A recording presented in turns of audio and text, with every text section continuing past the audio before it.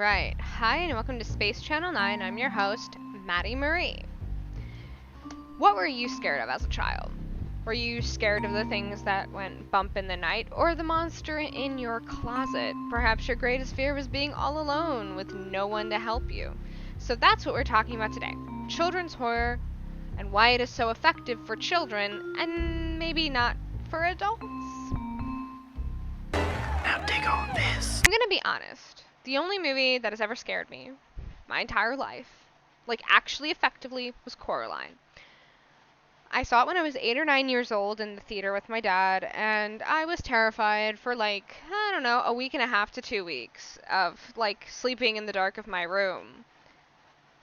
There was just something about the idea of being taken away from my family and left alone with no one and nowhere to go. I mean, it scared me as a kid and left me with multiple nightmares and some fear of the dark, which I can't say that I still have, but you know, there's still something there.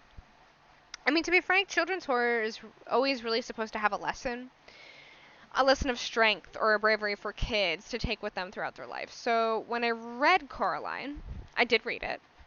Neil Gaiman stated in the preface for his book that he wrote the novel to show a young female character who was brave even when she was scared.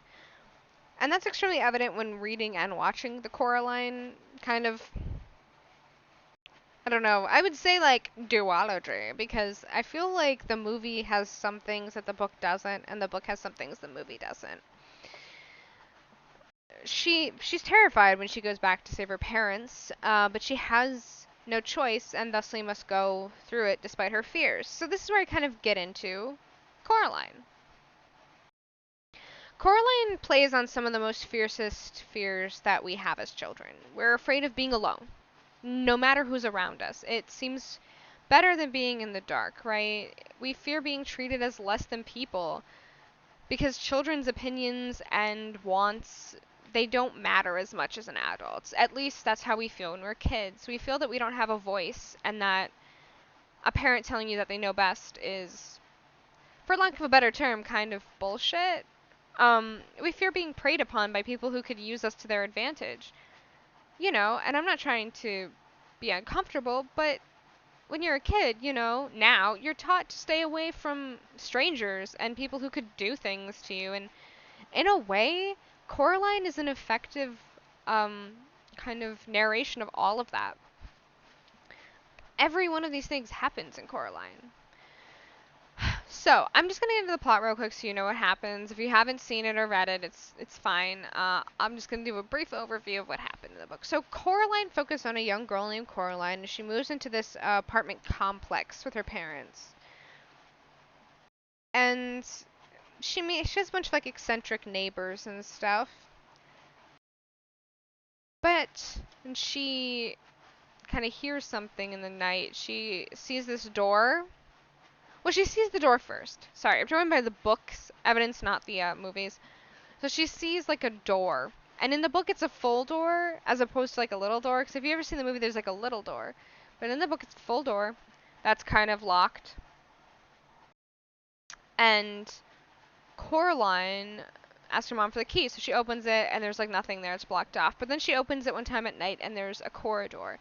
Now, I'm going to do some discrepancies from the book to the movie. So the movie, the corridor is this like magical, like pink and purple fluffy daydream corridor, which I know sounds weird, but it's very pretty. It's pretty. It's like a doorway to like, I don't know, a nice place. In the book, it's like a big giant hallway where like she kind of feels something's watching her, but she doesn't know what. And it's like gross. Like it feels like an eldritch horror is in there, you know, that's like something below the surface that's gonna eat her or something. She goes in. So in the movie and in the book, she meets her other mother. So in the movie, the other mother looks exactly like her mom but has buttons for eyes. In the book, that is not the case. The other mother doesn't look like her mom. Like she looks kind of like her mom, but she's like thinner and her like fingers are really long and her face is longer and like she looks off. Which if you're an adult or maybe even a kid reading this book, right? It comes across as what the hell, leave. Like, this woman is clearly not there to help you. What are you doing? But she's a kid, and this woman offers her food and a really, really nice dinner. And in the book, she has the really nice dinner. And then, they kind of immediately want her to sew the buttons into her eyes, and she's like, nah, nah, give me time, though. And then she kind of sees, like, the mouse circus, and then the, Miss Spink and Miss Forcible who live below her. She sees their little show in the other world and is like, wow, this place is great, but I'm not sewing buttons into my eyes. And it, like, pisses her mom off and the other mother off. And then she gets, like, the other mother steals her parents. Then Coraline's alone in the world. And she tries to call the cops in the book. She's like, my parents have been kidnapped by a woman who lives in the walls, which obviously isn't going to go well with the cops. They're like, get your parents to get you like a glass of hot chocolate and then like go to sleep. And she's like, my parents aren't here. And they're like, it's fine, whatever. Which is nice, Which is part of like the not being listened to because like no one really listens to her. I mean, Mr. Bobinski, who lives above her, his like mice, I think can communicate with like the rats that live in the other world, and they're like, "Yo, stay away from that door." And she's like, "Yeah, whatever." Um, and then kind of Miss Spink and Miss Forcible give her that little, like, if you ever watch the movie, she has that little token, like that little piece of stone that she looks through. They give that to her. They don't make it through like fucking taffy as they do in the movie, but they do give it to her, and it helps her see things that are lost. It helps you see things that are lost. So, by that time in the story, when her parents are kidnapped, she goes back and she challenges the other mother to a game. And pretty much most of it's the same as in the movie. So she has to find the three ghost souls because there's these three ghost children's souls that are trapped in that world that were taken by the other mother. And she has to find her parents. She finds the three souls, and and then she knows that her parents are in this snow globe that she doesn't have in her world, right? Because they said she can make imitation things, she can't make real things. But the only thing that's there that's different is this snow globe, which is different in the movie. In the movie, they have like a snow globe collection, but that's not the case in the book. It's just a snow globe she's never seen before. So then she fights with the other mother, and then she gets out. And everything seems to go back to normal except for the other mother's hand follows her. Now, in the movie, the hand is like this, like, metallic thing, right? In the book, it's an actual hand, like a cut off, like Thing from the Addams Family, yeah, but like long ass fingers and huge fingernails, like wah, like running around on the floor like skittering. It's scary. And it comes after her and tries to get through the window as she's sleeping, and she's like, ah, a hand, which I would scream too.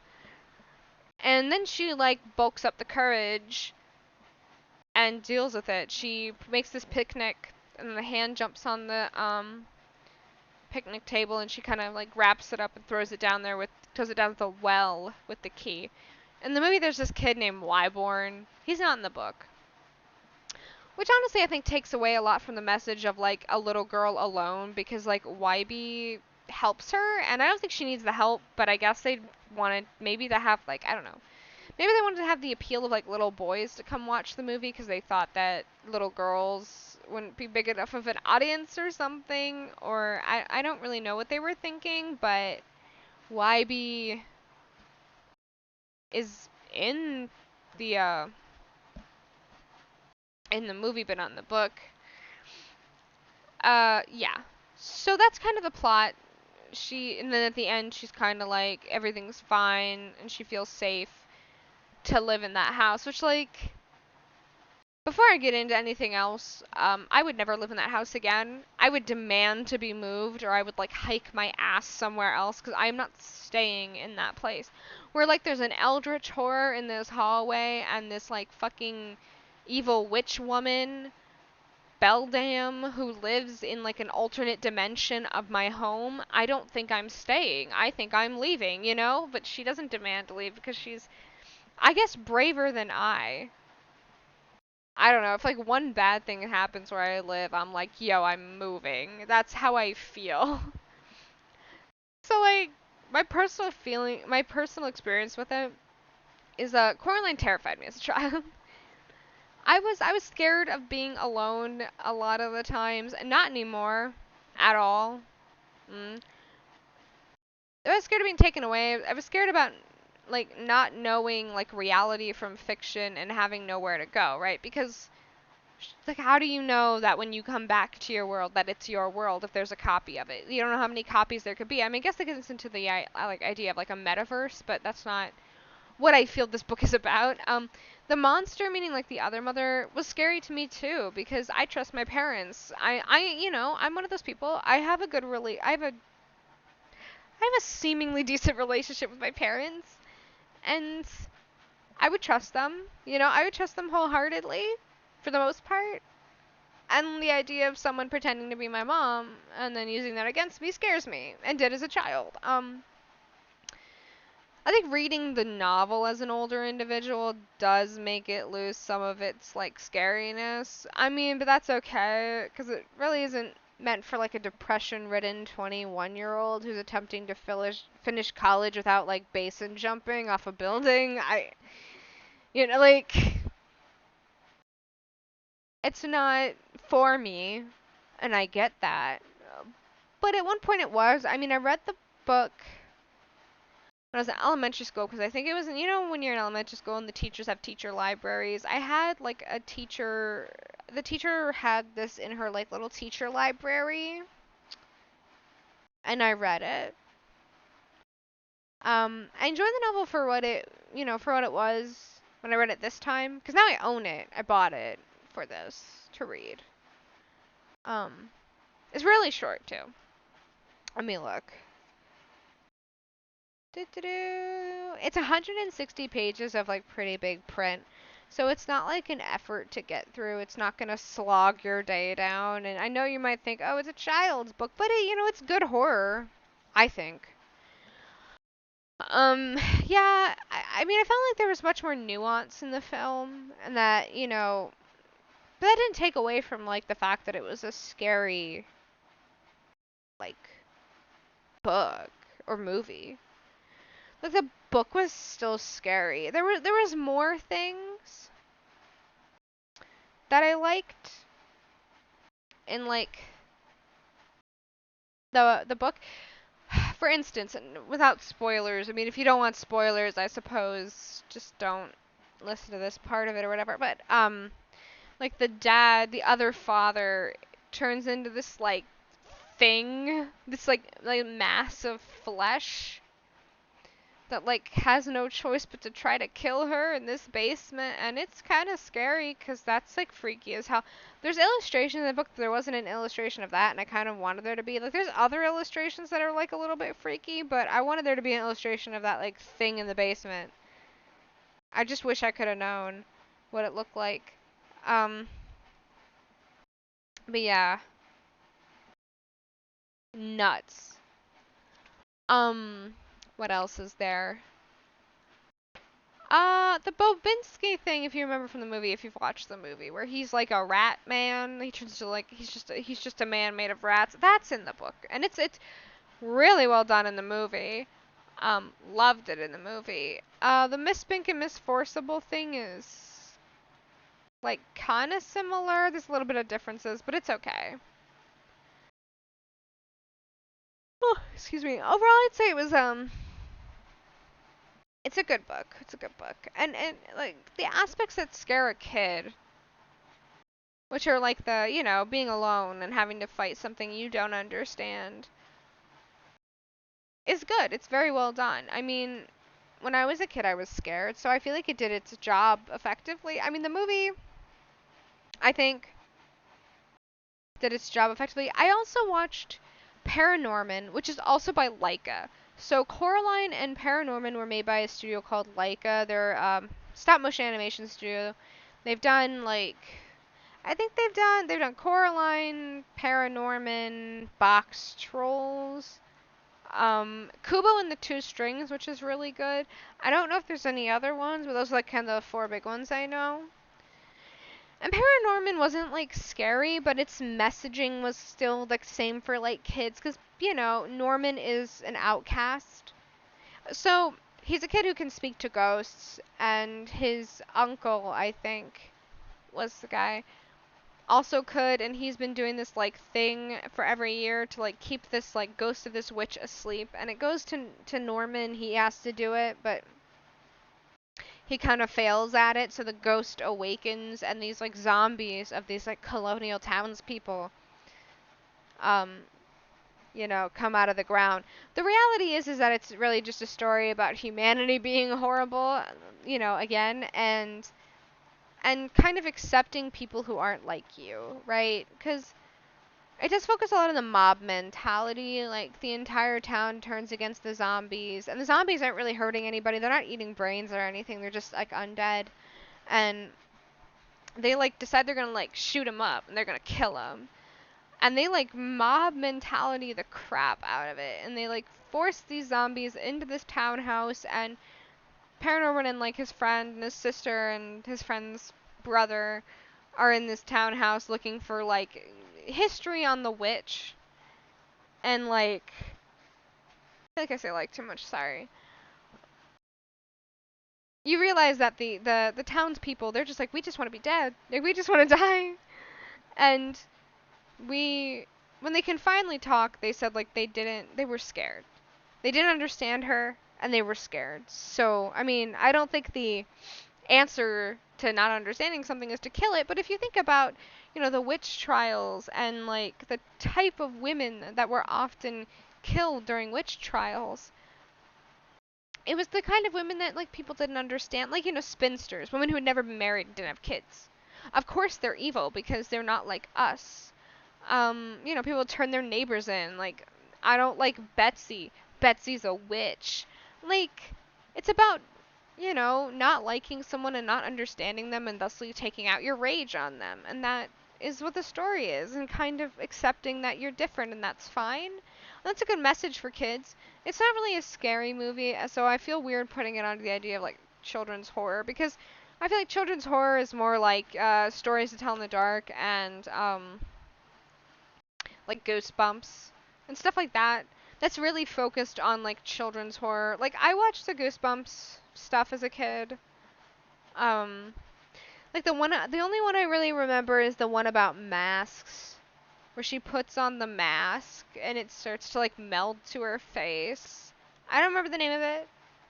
I don't I don't really know much about it other than like that. But those used to kind of scare me as a kid, but not really. You know, I liked Halloween as a child. I still like Halloween. In fact, now Halloween is my favorite holiday. I don't go out trick-or-treating. I just like the ambiance of being in Halloween. I like the smell of fall. I don't know what that means, but I mean, I like the smell of fall, and I like the pumpkins. I like the atmospheres. Like, as a kid, most things that like revolved around like Halloweeny type stuff didn't scare me. The only thing that really scared me was like Coraline. And like ParaNorman came out like later in my life. And I saw it and it was like cute and I liked it. Because I love stop motion animation. It's one of the things I think it's like so fascinating and beautiful and insane. I wish I could do something like that. Not saying I can't, but like, it's not what I focus on in my life. I focus on programming and stuff. So, although I do like arts and crafts. So, I have some, enjoyment of it, but it's not like the same. I really love stop motion. I have since I was a kid. Like Night Before Christmas and Corpse Bride, great films. I own Corpse Bride, like I have the movie. I love it. It's so amazing. But yeah, it didn't scare me. I just like that children's horror has a message, right? The things that scare us in children's horror. And I'm calling it children's horror since it's horror specifically tailored towards children. Um, the things that scare like us in children's horror because that's what's scary at the time, and I think it's really well done.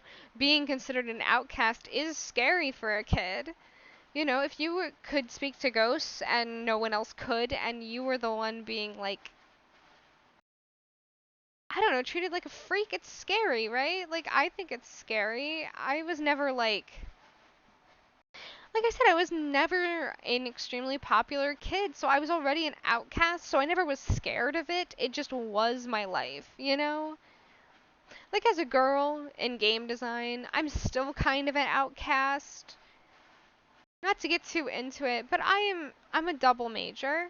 I do video game design and English. Yeah. But the English department never really looks kindly upon me being a video game design major as well. It's always seen as like this weird side thing when I always treated my English degree as my side thing, which I know sounds bad, but like for me, my main focus is video game design. So I've always been an outcast. So ParaNorman is something I can resonate with, but nothing is scary about it. I mean, of course, if tomorrow I went into my English class and they decided to string me up and like burn me alive because of video game design, yeah, I'd be scared, but that's mostly because my life would be in danger. So that aspect is scary, the idea of being killed for not being understood, which is something that has happened many times during history, and that's often, based on religion. Woofda. The whole witch trial thing, Puritan religion. Of course. I mean, it happened all over Europe too, so I can't just say it's Puritan religion, because, like, wow, the Europe's witch trials were nuts. And you should research that if you can, because, like, I took a class on witches and wizards in my freshman year, because sometimes they offer weird shit like that at colleges. And I learned so much useless but interesting stuff. You should do some research onto it. Amazing stuff. Not amazing in a good way, amazing in like a, oh my god, people are the most frightening creatures in the world kind of way. But in a way, I'm just saying, like the story of ParaNorman, the themes of ParaNorman, they resonate with children. And it's scary to a kid. And that's what I'm like doing my focus on. Like, why is Coraline scary? Coraline's scary because she's alone, because everything's been taken away from her, because she's literally on her own, and that's scary to a kid. So to move on from that, I'm not really moving away from the Tim Burton aesthetic because, I mean, why would we?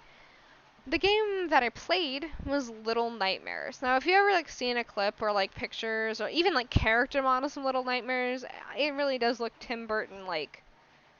It's the Tim Burton aesthetic, which I'm not sure they're trying to like. I don't know if they were trying for that, but it gives me Tim Burton aesthetic.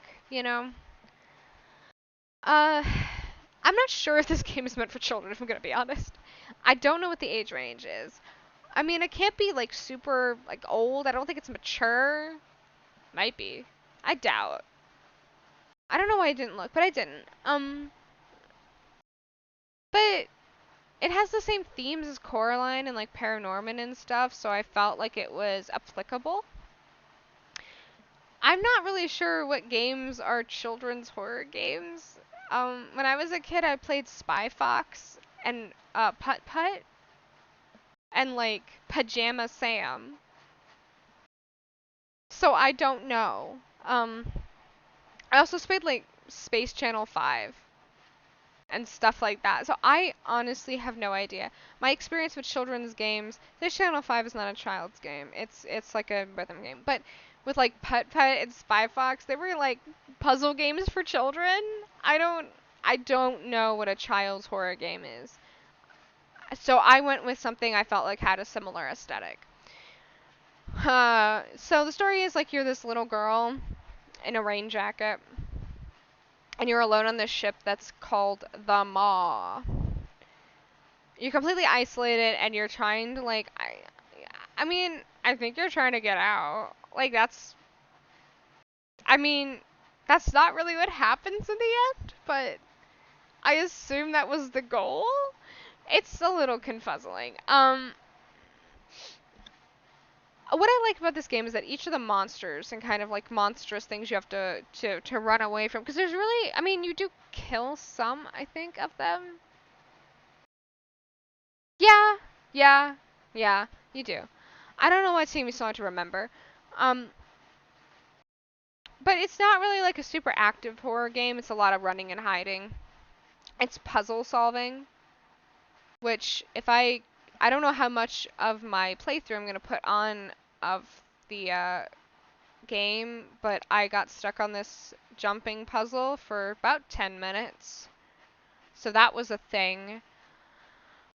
Um, it's more of a puzzle game, but it works. So every one of the monsters is like a version of an adult, I think, that we fear as a child.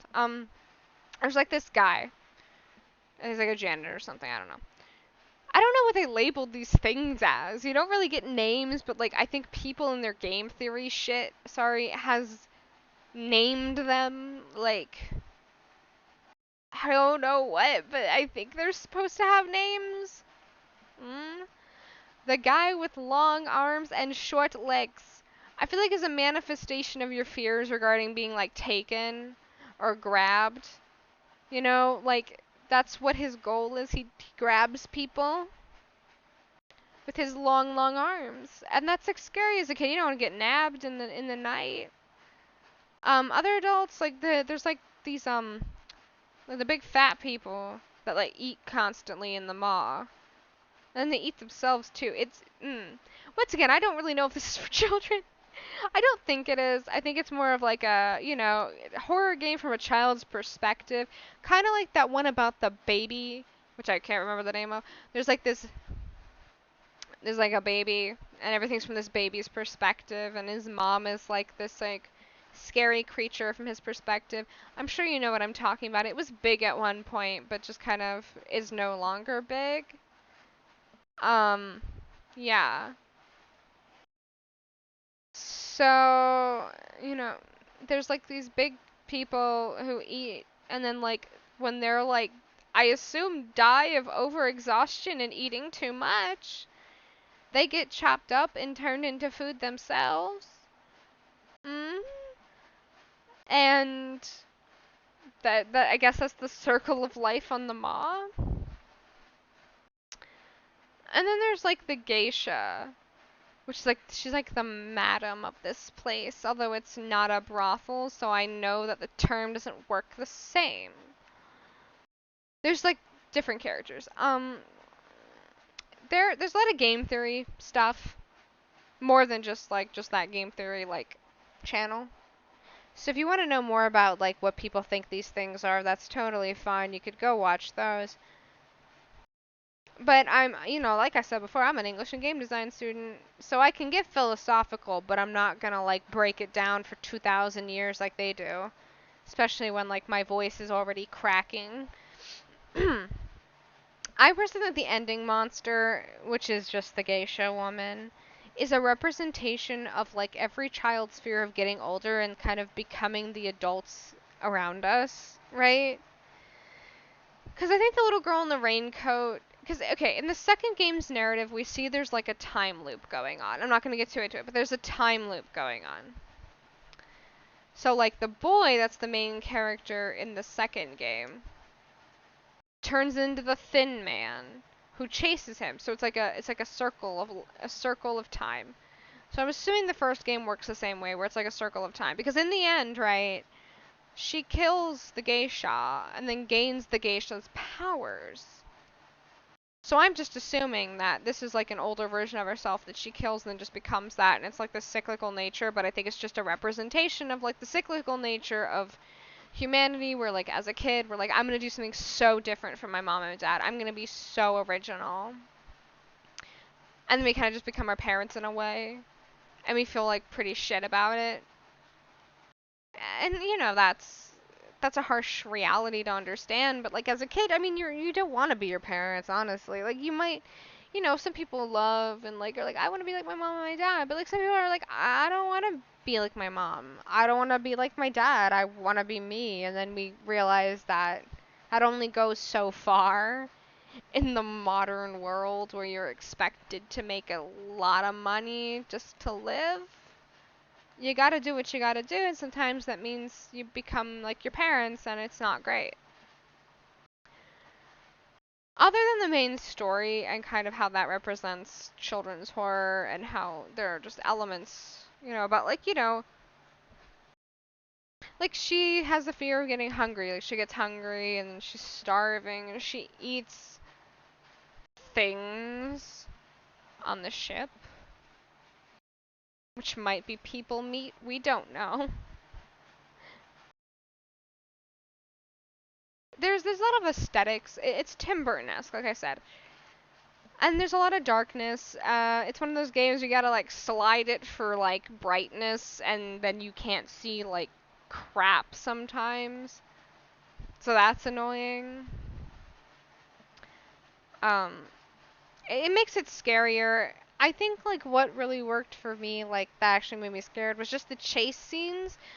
Cause I'm not like a huge. I don't do like platformer puzzle crap a lot. I really don't. I don't really like that kind of gameplay. It's not fun for me.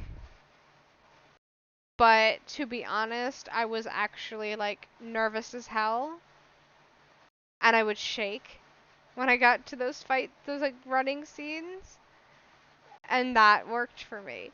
I know I always say that like games are the superior way of perceiving horror, and I do believe that truly, because it puts you in the front lines. It puts you in the front seat, puts you in control, and it makes you scared because you feel like someone's chasing you.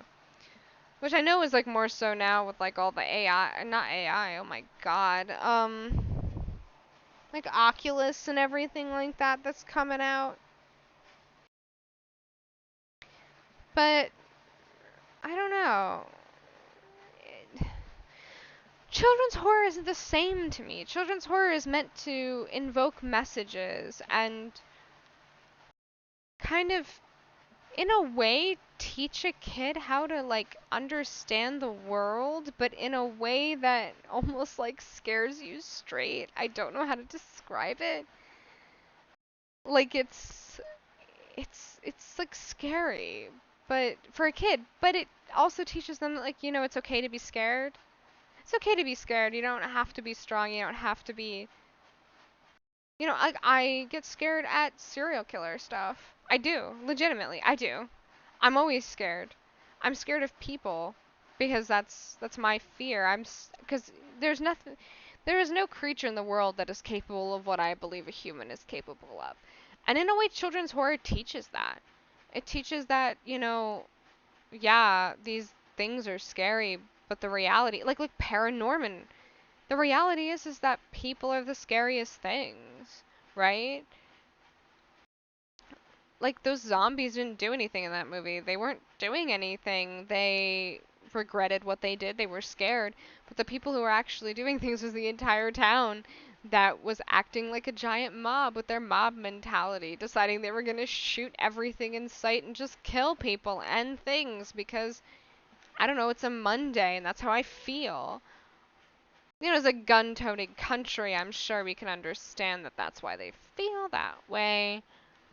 But that's not entirely the point. I know. It's just that I don't. It just comes from a place, and children's horror isn't supposed to really like scare an adult, but it is supposed to teach something. And I just think that it does that so well. Like Coraline does teach you. She's scared. She's young. It's okay to be scared, but sometimes you have to do it anyway. Even if you're scared of doing something, you still have to do it, right? Like when I was young, I was always scared of taking tests for school. It was something that caused me extreme anxiety. I was always anxious. But the reality is you still have to do it no matter how scared you are. You might be scared to fail. You might be scared that you'll lose a game or something, like how Coraline was afraid she was going to lose that game and lose her soul. Like, but you still have to do it. And I think that in a way Little Nightmares does that too, where the idea is she is scared, she's alone, but she still has to find a way to survive because you can't just give up. And sometimes, we become the things that we don't want to become. And that doesn't mean we're any less for it. And maybe that's a message more for adults than kids, where it's okay if you didn't end up like a superstar like you thought you were gonna be. You might have ended up like your mom or your dad or some other older version of yourself, but that doesn't mean you failed. And while I know that's taking a lot from the story because it's primarily a horror game, it is also supposed to be something that is meant to tell you, like, the world is a scary place. Adults sometimes seem like these big scary things when you're a kid that you don't want to become. You want to stay young forever. and never be an adult because you see your parents stressed, you see whoever is your parental figure or guardian or teacher, you see them stressed, you see them working so hard and burning themselves out, and you don't want that. But the reality is you kind of have to do that because that's just a course of life. You're going to grow old. You're not going to like what you become most of the time, but that's just part of life. And I think that children's horror is meant to show that. It's not meant to be something bigger than it is. Um, it's a narrative that is meant to teach you something. And I think that all of these works do that brilliantly. I do think for a child, what is more effective is a movie or a book. I think books stick with children better than they do with adults. I think books teach more to children than they do to adults. I think if there's ever a time to get someone into reading, it's when you're a kid. Obviously for me, I read as a child, but I didn't really start reading until I was an adult. Really, I was 19 at the edge of my rope. I was, depressed and tired and broken, and school was kicking my ass. And I read Nosferatu. And suddenly I was just so much like, it's a horror book, and I was just so much happier. But that doesn't mean that's for everyone, you know? I always say video games saved my life, reading saved my life. That's how I believe. And that's why I do what I do. But you don't know what a kid's going through. And a movie, like ParaNorman, for a kid who is an outcast, who feels alone, who has nobody, and is, made fun of a lot. That could be the difference between understanding that you're different and that's okay, or watching someone, God forsakes, like hurt themselves. And I think that, movies, books, and even games can do that for someone. I know games saved me when I was in high school. I know video games saved my life. And I think children's horror can do that. Um, Children go through a lot of things that as adults we act like we don't understand, I think. When doing a lot of like peer review stuff as a English student and people who are like writing books for children, you realize how out of touch you become when you're an adult. You become so out of touch. I used to teach kids when I was in high school, like how to dance. I was a dance teacher. And it keeps you in touch, I think. But when you're older, I'm reading some people who were trying to write kids' books, and they're so out of touch. They don't understand what resonates with a child anymore. And I feel like these kind of, like, if you play Little Nightmares, you realize that. You're like, oh man, like, is that how I seem to a kid? Do I seem like this horrible, awful thing because I am an adult and I value A, B, and C over anything else? And honestly, you probably do, because I feel like I do. And I think they're like children's horror, children's video games, children's books. It's more like overall, but they're really important. And because there's so many lessons and themes that can be taken away by a child and utilized and honestly help them with their lives, I think it's super important to kind of promote reading and watching of these things when they're younger. I don't know if I'd say have your kid play Little Nightmares. Um, I don't know if I'd say that, but I mean, if your kid's not super easily scared, maybe, because it's a very interesting storyline, and the second one kind of brings it together in this really almost like neat bow where you understand why certain things are happening and all of that. So I would play it. Um, I I think I have no idea how much it is.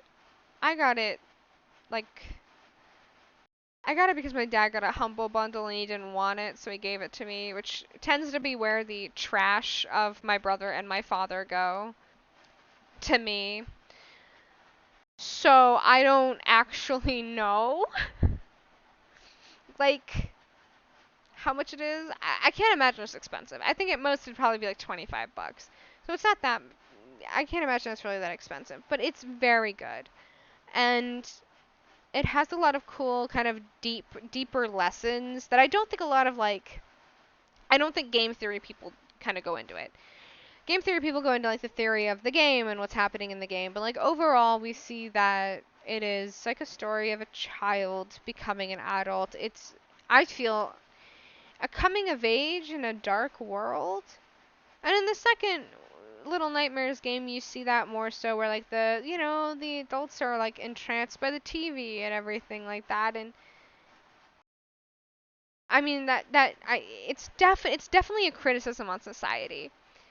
And I think you can get a lot out of it, even as an adult. And even a child, I think, can get a lot out of it. I mean, if they look close enough, not all kids will. Critical thinking isn't something you learn, like, as a little kid.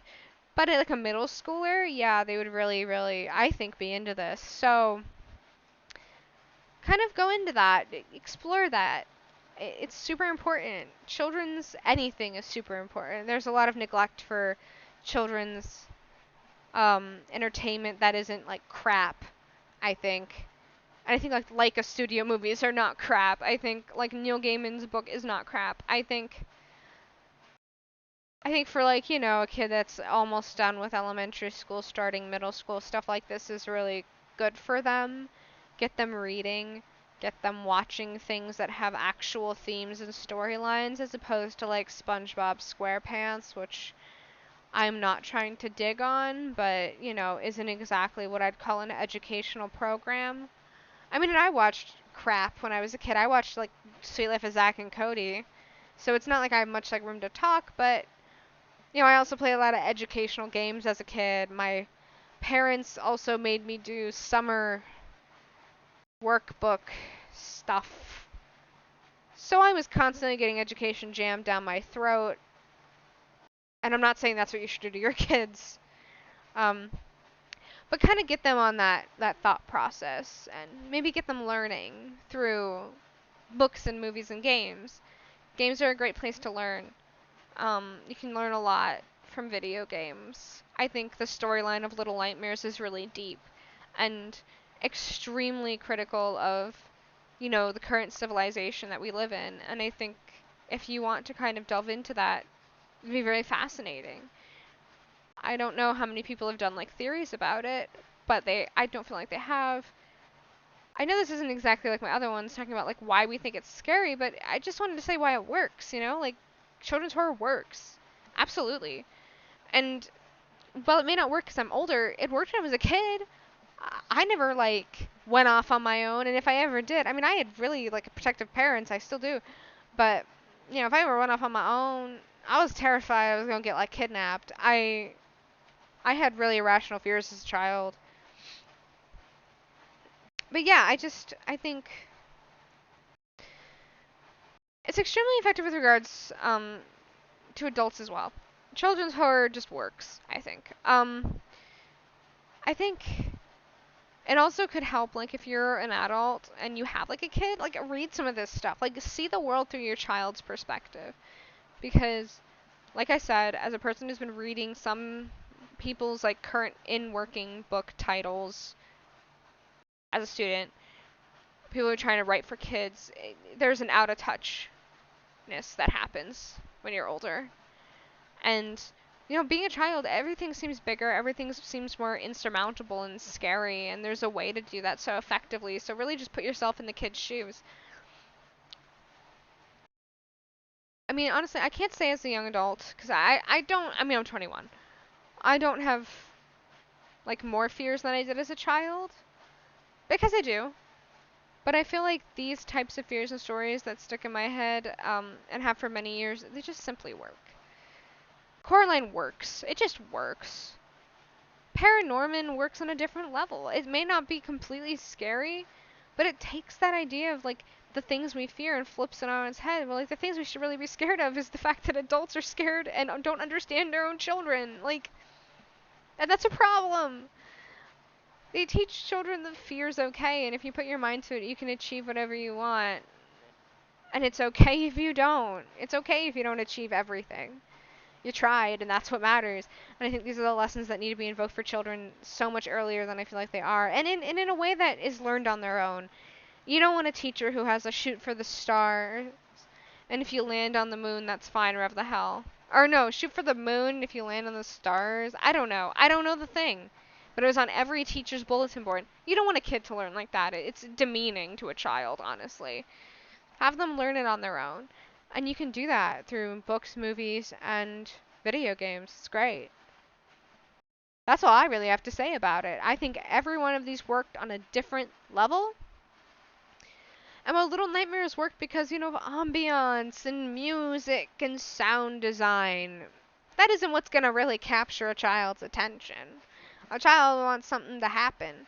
They want action.